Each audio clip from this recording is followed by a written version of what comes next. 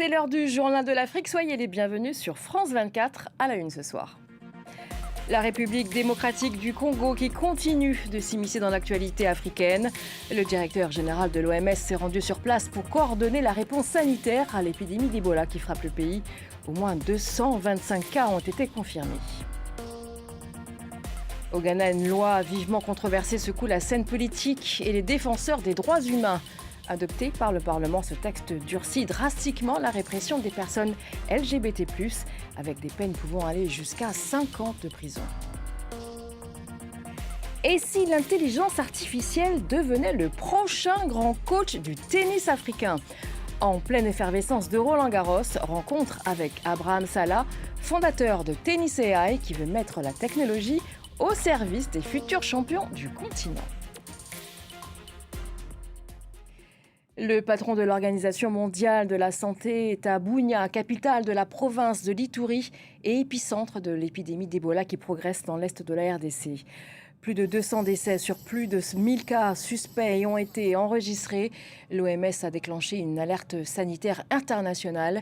Et pour son directeur Tedros Ghebreyesus, la bataille contre cette maladie doit se faire en étroite collaboration avec les communautés. On l'écoute.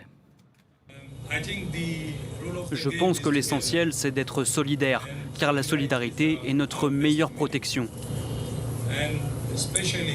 Il faut surtout que l'initiative vienne des communautés elles-mêmes, bien sûr sous l'égide du gouvernement, ce qui implique de travailler en étroite collaboration avec les communautés, de les écouter, de comprendre les problèmes qu'elles soulèvent et de s'efforcer d'y remédier. Je pense que cela nous aidera à endiguer cette épidémie. Et notre correspondante Aurélie Bazara-Kebangula est à Kinshasa. C'est pour montrer son soutien que le chef de l'OMS s'est rendu une journée en Ituri, épicentre de l'épidémie. Nous surmonterons cette situation ensemble. Ce sont ses mots à son arrivée à Bunia. Un soutien plus qu'essentiel pour mettre fin à la méfiance de la part des communautés vis-à-vis de cette épidémie. Alors plusieurs incidents ont éclaté dans les zones de santé touchées par Ebola. On a pu voir des proches en colère vouloir récupérer par la force les corps de leurs proches décédés probablement d'Ebola. Or, les corps restent hautement contagieux. Alors là, l'urgence, et le chef de l'OMS l'a rappelé, c'est de stopper la chaîne de transmission du virus et donc que les communautés aient assez confiance aux équipes humanitaires et médicales sur place pour respecter les gestes barrières. Les organisations humanitaires sont inquiètes. Elles nous ont confié que jamais une épidémie d'Ebola n'avait enregistré autant de cas en si peu de temps. Alors ces organisations précisent que l'ampleur de l'épidémie n'est pas encore connue. Les capacités de tests restant pour le moment extrêmement limitées. La riposte prend aussi du temps à se déployer. Les zones touchées par le virus sont reculées. Ce sont des zones où il manque de tout, d'eau, de médicaments, de personnel. Les centres de traitement des malades sont en cours d'acheminement. Mais le chef de l'OMS le rappelle, la République démocratique du Congo a de l'expérience solide en gestion des épidémies. Le ministre congolais de la Santé évoque un délai de 4 à 6 mois pour mettre fin à cette nouvelle épidémie d'Ebola et affirme qu'un traitement prometteur est en phase de test. Et on part au Ghana à présent. Le Parlement vient d'adopter une loi anti-LGBT qui doit désormais être ratifiée par le président John Mahama. Le texte prévoit jusqu'à 3 ans d'emprisonnement pour les personnes reconnues coupables de relations homosexuelles, ainsi qu'une peine pouvant aller de 3 à 5 ans pour la promotion des activités LGBT+. Plusieurs ONG, dont Human Rights Watch, ont dénoncé un projet de loi jugé répressif. Clémence Valère. Ces députés ghanéens célèbrent ce qu'ils considèrent comme une victoire politique.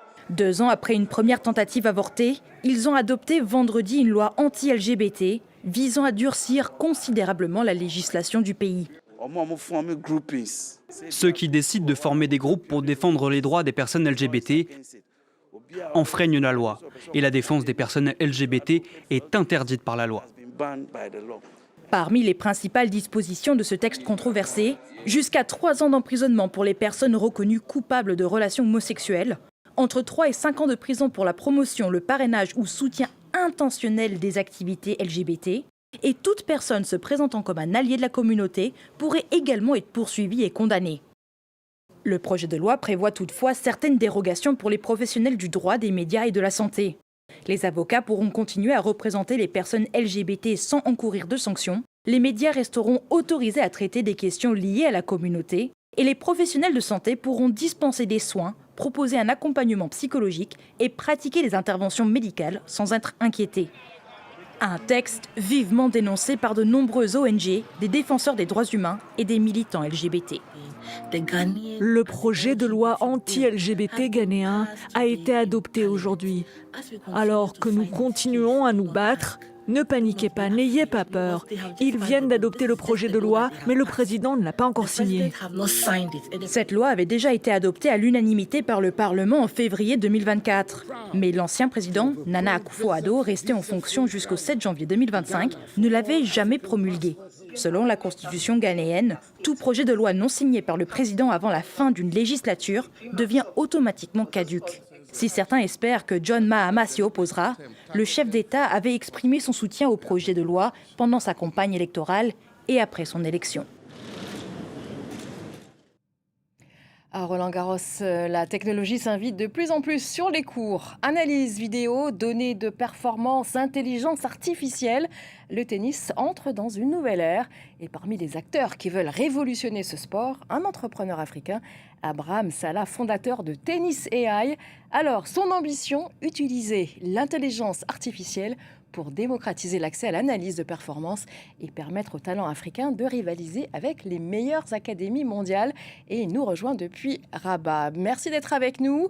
Alors, ce samedi, une journée particulièrement sportive avec du football, mais aussi du tennis à Roland-Garros. Et avec ici à Paris, les yeux étaient rivés sur Moïse Kwame, un joueur de 17 ans qui a été malheureusement éliminé en 4-7 au troisième tour face à Alejandro Tabilo.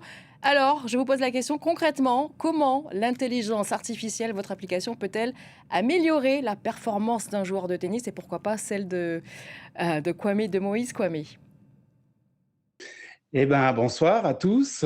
Et l'intelligence artificielle peut aider les tennisman comme les footballeurs et les autres sports parce que on arrive à analyser maintenant, grâce à la biomécanique, au squelette qui est représenté donc on le voit là, par exemple, sur ces images, le squelette qui est représenté en vert permet en fait d'analyser les angles, les hauteurs, tous les mouvements qu'on fait. On peut savoir les inclinaisons et donner donc des informations scientifiques aux joueurs par rapport au moment où de relâchement de la balle, la hauteur maximale de la balle, là on peut le savoir, l'inclinaison de la raquette. Et toutes ces informations-là aident maintenant à être techniquement plus performant. Alors, on revient au début. Comment vous est née l'idée de créer Tennis AI?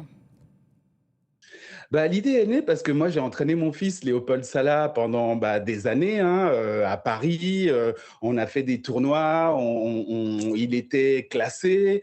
Et à un moment donné, en tant qu'entraîneur, je me posais beaucoup de questions, justement, comment le faire progresser, comment arriver à le faire, à améliorer son jeu rapidement. Et ça s'est passé, on était à Paris pendant le Covid. Et en fait, je l'ai mis devant un écran, devant le match de Federer contre Djokovic, et je lui ai dit, Léopold, maintenant, tu vas reproduire exactement les mouvements de Federer ou les mouvements de Djokovic. Et en le voyant bouger, je me suis dit, bon, on peut utiliser la vidéo, comme on fait, computer vision, pour analyser justement tous les gestes. Et le projet est parti de là. Et donc, je lui ai promis que j'allais faire une application qui allait l'aider lui, mais aussi les autres joueurs pour améliorer leur jeu. Donc, du coup, là, on voit, il y a l'analyse, on voit exactement par rapport à chaque... le geste est décomposé en 6 moments. Et chaque moment, on a des métriques, il y a une centaine de métriques qui analysent à chaque fois les jambes, les pieds, les bras, les mains, les doigts. Et En tout cas, maintenant, l'application est utilisée dans plusieurs clubs, dans plusieurs académies à travers le monde. Et d'ailleurs, je voudrais passer un message super important, c'est que le lancement, il a été fait lors de Roland-Garros et on offre 1 an d'abonnement à tous les coachs du monde. Voilà. À tous les coachs, y compris en Afrique. Tous les coachs. Y compris en Afrique, partout, tous les coachs qui veulent justement faire progresser leurs élèves, on leur propose 1 an d'abonnement et pourront bénéficier justement de l'application TéléCI.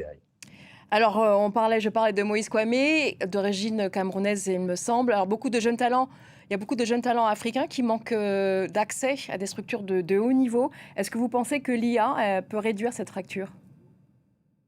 Oui, complètement. Là, on travaille avec l'Académie de Casablanca, avec Amin Ben Makhlouf, qui est donc officier de l'ITF, la Fédération internationale de tennis. Et du coup, l'idée, c'est que cette application va aider les entraîneurs. Parce que dedans, il y a une intelligence artificielle, Axel.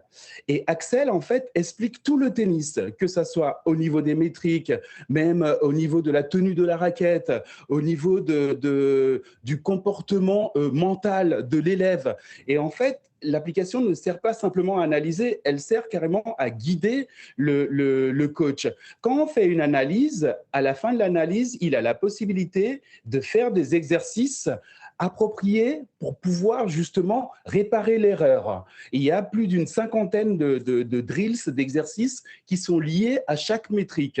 Et en plus de ça, il y a carrément un répertoire où il peut avoir une connexion directe via le téléphone avec ses élèves, il peut leur envoyer des messages, il peut leur donner des cours constamment en fait, être en contact tout le temps avec eux.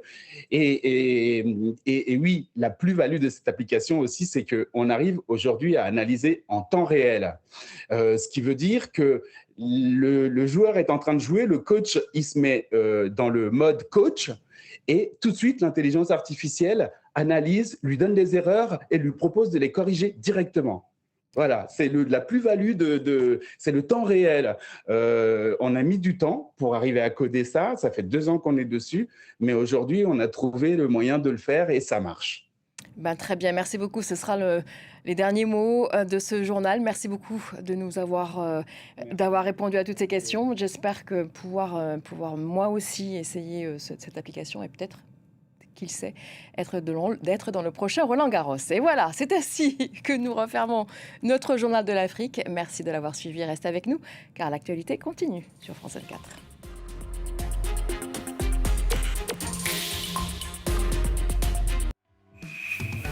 L'an dernier, France 24 a atteint a historic number of digital views. 75 مليون مشترك. Que nos siguen en las redes sociales. Avec 2,6 milliards de vidéos vues. Proof that you share our passion. بالأخبار الدولية. Verificada e independiente. شكراً.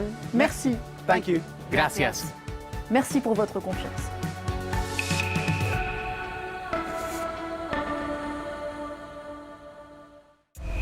Trois pays, 16 villes, 48 équipes, 104 matchs. La compétition s'annonce stratosphérique. Du Mexique au Canada jusqu'aux États-Unis, l'enjeu dépasse les frontières. Il devient planétaire. Une mission, un seul objectif, entrer dans l'histoire. La planète foot entre en orbite du 11 juin au 19 juillet. Vivez cet événement ici sur Terre, sur France 24.